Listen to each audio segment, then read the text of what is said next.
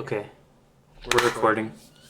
Um, so I guess who wants to start off and go first? We're gonna be presenting on stories that are kind of like lost um, through silencing of cultures. So I'm Daniel. Then we have Mia and Carlos, and we're each gonna present a different story, and then just talk about it. Okay, I think I can start.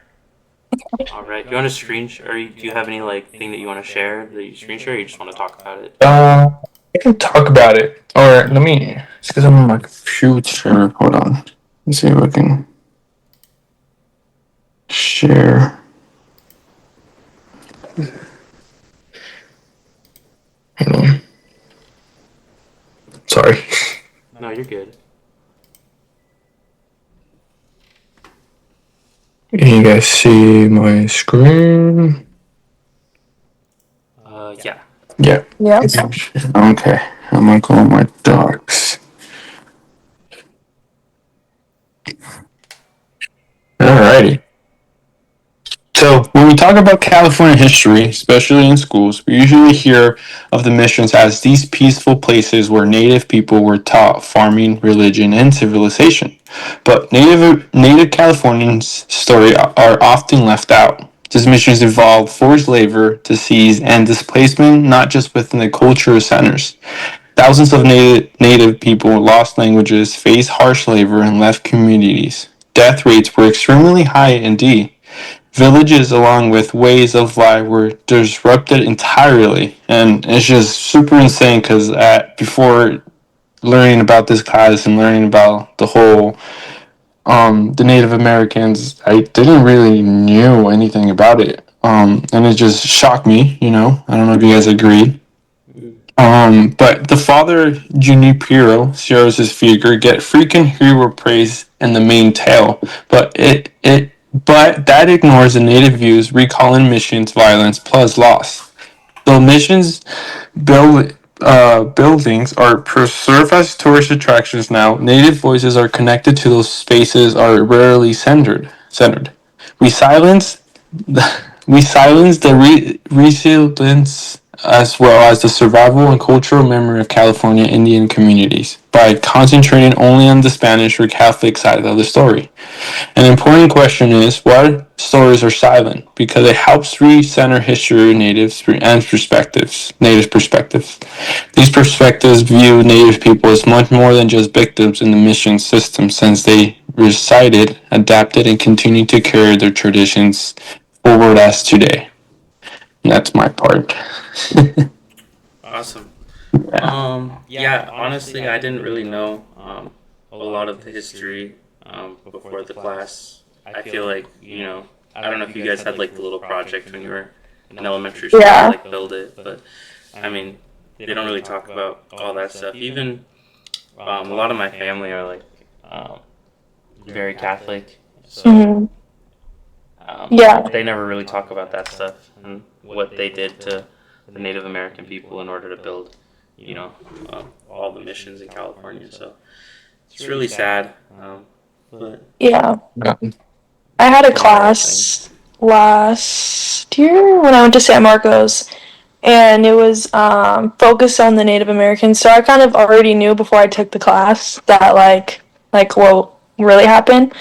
But I think what shocked me was kind of like what you were saying about like being Catholic, but some of the like the Christians and like me being a Christian myself, um, like what they were doing to them as well. So definitely shocking and like an eye opener.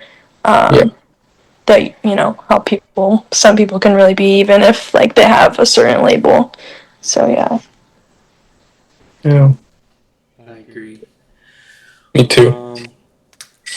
Do you want to go into our next one now? Yeah, you can go. I can go. Whatever is fine. Um, how about you go? Because mine's like a little. I'm gonna try and keep it short, but I feel like it's a little long. So I want you to go first, so then I can cut mine shorter for like running out of time. Okay, let me just share my screen.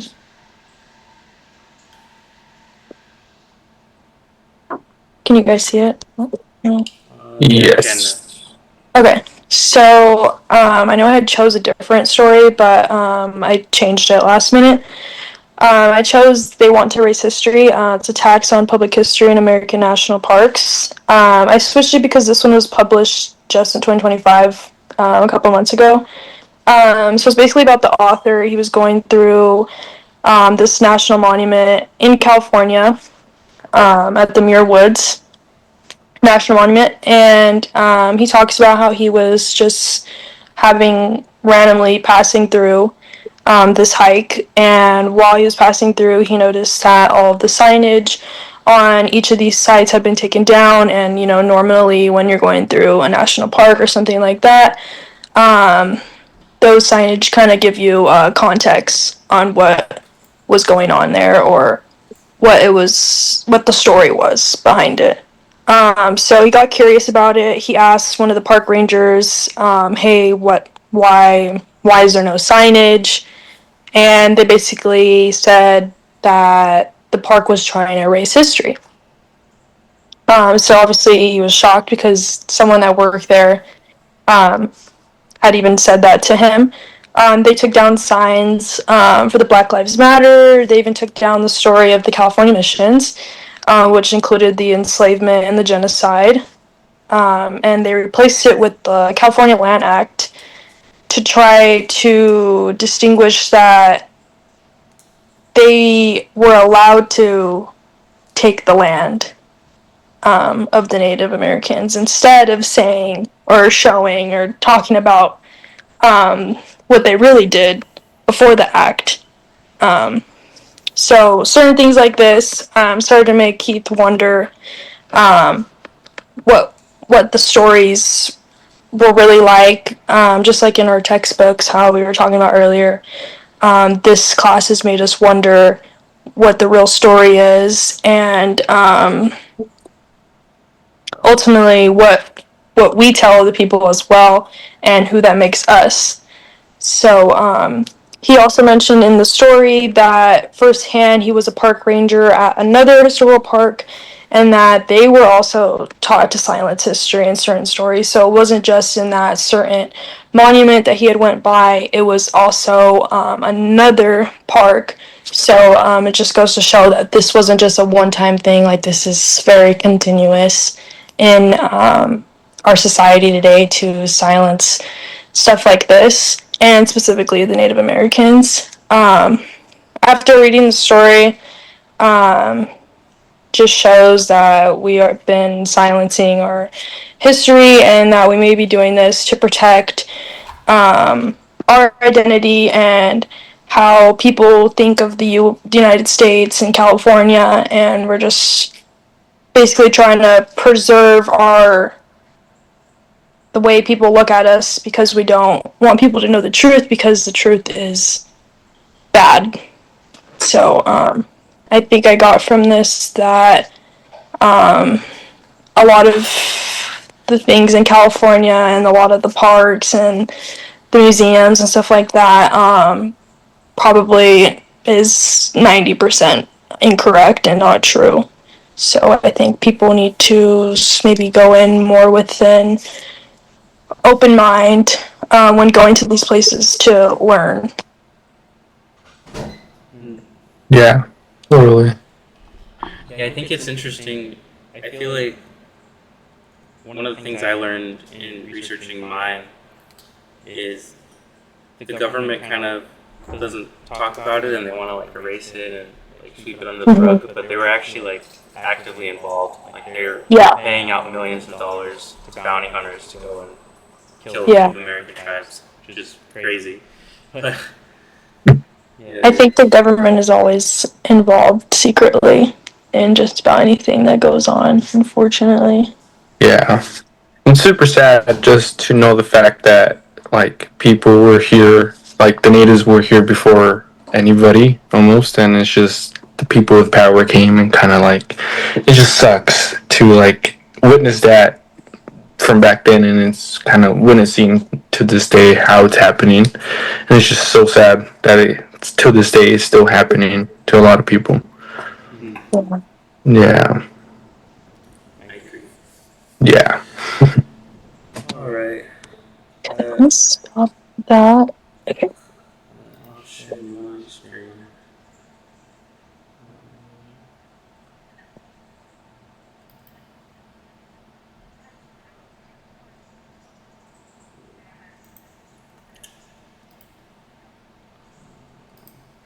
Alright, so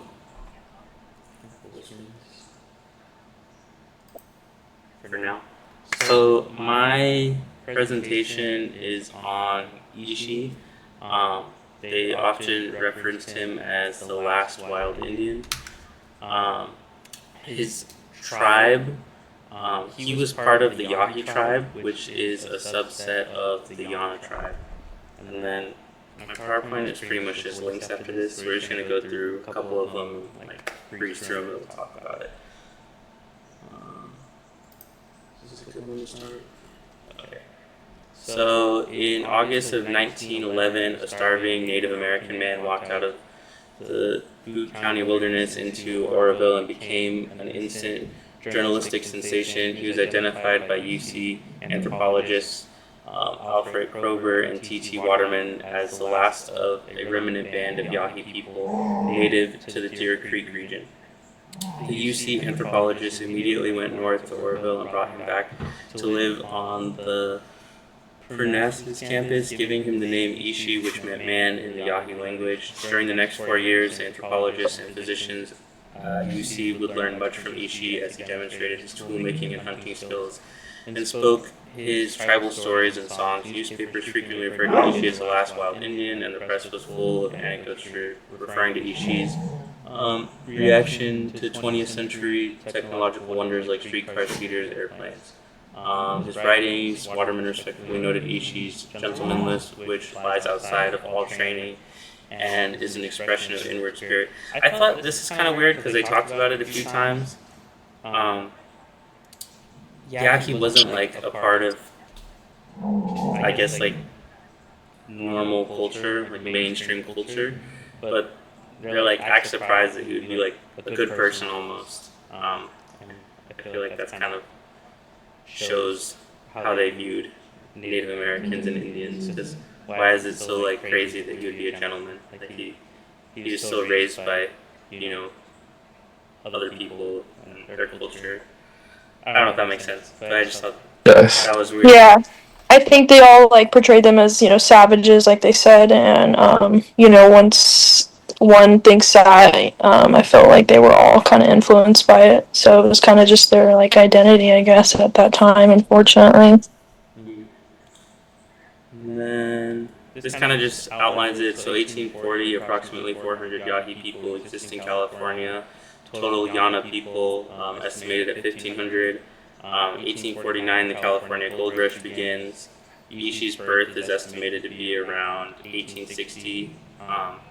1865, the massacres of Yahi people begin, 74 killed. Three Knolls massacre, 40 killed. Dry Camp massacre, 33 killed.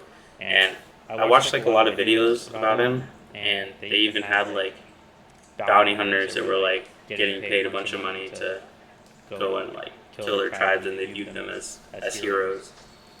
1870 to 1911, so period of concealment. So a remnant band, 5 to 20 individuals of Yahi hide in the Mill Creek area. So they were literally just hiding out in the woods.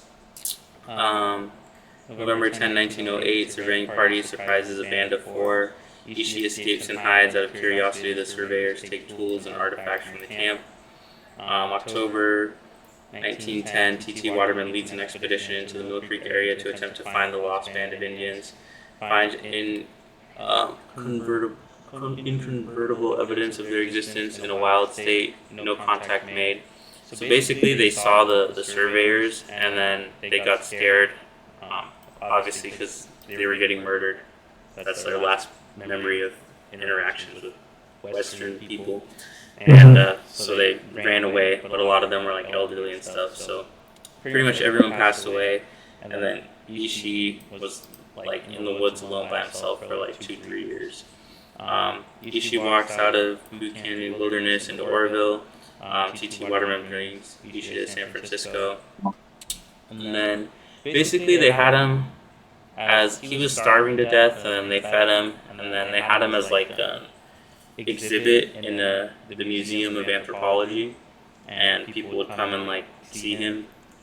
He would do demonstrations like every Sunday, and then he got sick a lot because he didn't have the immunities built up in his body to a lot of like the diseases that Western people carried. So he was getting sick a lot. That was a picture of him. Let's see, is there anything? I think that Mill Creek was the same story that. The yours was talking about?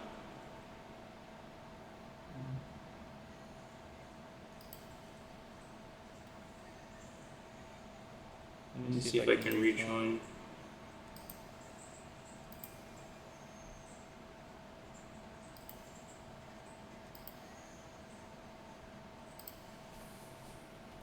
We're having technical difficulties. Let me send a message to the meeting and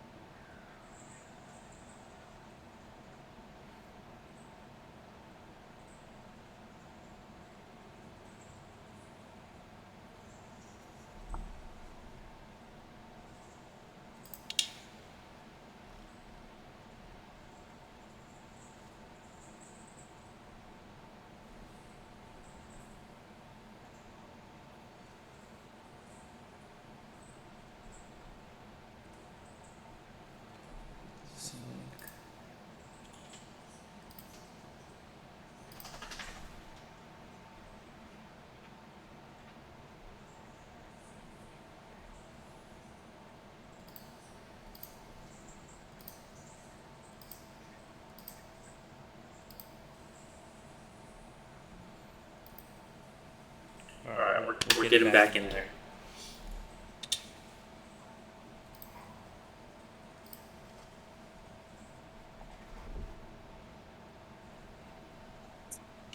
So I guess it was like you have to have Zoom Plus for it to go unlimited time. Oh, that's interesting. That's funny. Okay. Can you see my screen? Yes. Yes. This one kind of just talks about a lot of the same stuff, so I'm gonna go past that one. These are like pictures of him. One of the reasons that it interests me, his story, is there's a guy named Arthur Young, and I think his name was Saxon Pope, and they're considered like kind of the legends in bow hunting, and basically Ishi taught them everything they know about bow hunting, and he taught them like how to track game and how to basically do everything, stalk game, conceal their scent, and they actually say Ishi is considered like the father of modern day bow hunting, which I think is another kind of really dumb statement, because he was just teaching them the things that were taught and like passed down to him for hundreds, if not thousands of years from his people. So to say he's like the father of modern day bow hunting, he's like taught them the techniques that they were using for hundreds of years. So I think that's funny. That's kind of like the West trying to like take credit for things that they were doing, in my opinion. Yeah, these are pictures of him, and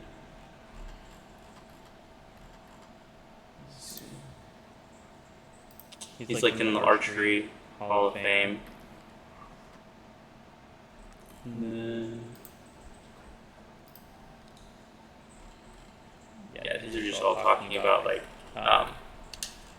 the things that he taught them, and like the hunting practices that he taught him. And then they actually recorded over 400 transcribed videos. I guess it wasn't videos at this time, but of audio, and they would interview him, but no one really knew his language. But there was the other tribe that had some people who knew like their language because he was like a subset of that bigger tribe. It wasn't like an exact translation, so they really couldn't understand everything that he was saying. But they, they recorded hundreds and hundreds. It was like 400 recordings of him talking and telling stories. So he had a lot of knowledge and information about his tribe and stories from the past that he told them, but it's kind of been silenced just because they killed all the other tribe members and they don't know his language. So that's really sad. But some of the ones that they did understand was kind of like the spirituality of the tribe or religion, I guess. And it talks about like how they believe like the beginning started and like what happens after death and what happens at birth, and it's like their stories of how that happened. But yeah, that's pretty much it. There's a Ishi award, so it's for like bow hunting, and because there's a where is it? So the Pope and Young is like the foundation, and then the award that they give out is the Ishi award. So yeah, I found him interesting. Yeah. I think it's cool that he even got recognition after everything, and that they're still trying to preserve him and like what he was doing. Because I felt like no one at that time was getting any sort of recognition or spotlight in a good way. So Definitely. yeah. Yeah. But I think that's all. So I'm gonna stop the recording and then give me 1 second.